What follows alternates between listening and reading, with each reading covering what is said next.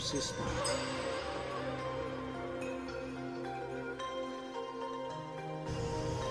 This is another great hepatitis C exercise that I got feedback from one of the students says for being careful about this exercise because of flare-ups, because it's really going to massage the internal organs depending on the extremity of the movements as for how far people tend to move, and he tended to have taken this one a little too far. He was the kind of person that would go for the gusto, and he went for the gusto, and he said, oh, he was humbled.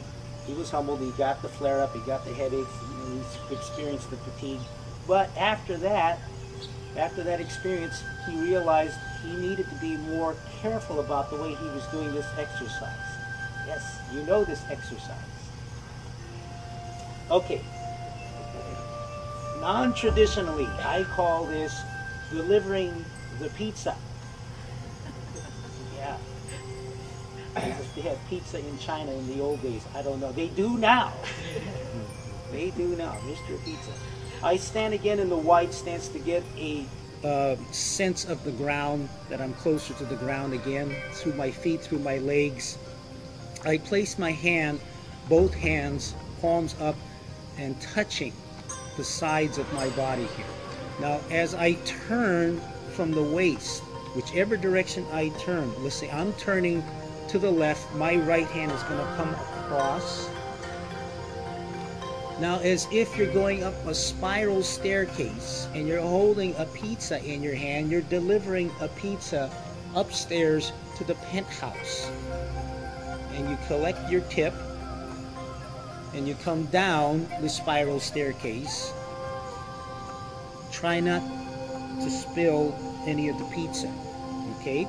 Now, traditionally, they'll stop right here. I like to come across and then alternate hands. As my left hand, your right hand comes across, you go up the spiral staircase, holding the pizza in your palm, trying not to spill the cheese or the tomato sauce, and come on down. Especially at this point, then I come across the belly. A lot of people don't do this one. I come across the belly, work my way up the staircase, inhaling on the way up and exhaling on the way down. As slow as we're going right now, breathe naturally, but if we start speeding up, it's basically inhale on the way up, and you can hold your breath up at the penthouse, and then exhale when you're on your way down. After you get an idea of what this looks like, then again you focus on the hand that's in motion with your eyes, helping to improve concentration. And that's not just concentration of the mind, it's concentration of the energy, the chi. Come across the body. Now I'm going to start shifting my body weight. Like I'm reaching over here, I'm shifting my body weight to my left side, to my right side, and to my left side. So this is where I'm working the leg muscles now, working the leg joints. So the movement is becoming a little larger. Whole body, as we're doing this, if you feel the slightest bit of a disturbing feeling in your liver, it's time to stop or make the movement smaller.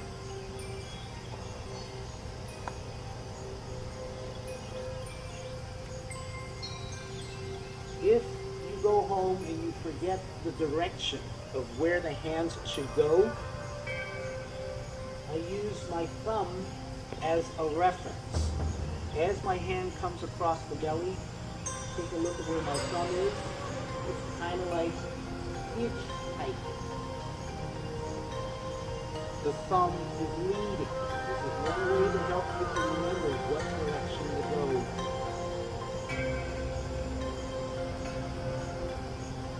The liver in Chinese medicine relates to the joints and tendons of the body. So if you can sense right now how many joints and tendons are involved in this exercise, how many organs can you feel within your body and glands are actually getting that internal massage. So again, when you're focusing on all these things, it's difficult to focus on the disturbing thoughts and feelings.